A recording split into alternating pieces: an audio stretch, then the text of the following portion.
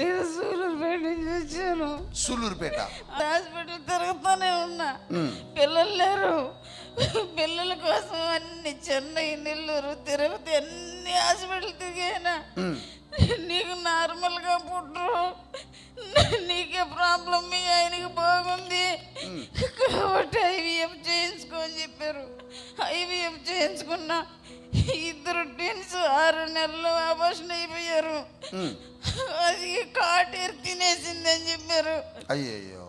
అందుకని అమ్మల్ని భూత వైద్యులు అంతే తాగుతులు అన్ని కట్టించుకున్నా. ఎక్కడెక్కడ తిరిగాము, ఏదేదో చేసాము, కానీ ఎక్కడ పిల్లలు పుట్టలేదు. నీ కొరకు నేను ప్రార్థన చేస్తాను. ఈ గర్భము ఫలించునుగాక, ఆటంకములన్నీ కొట్టివేస్తున్నాను. గట్టిగా చప్పట్లు కొట్టండి.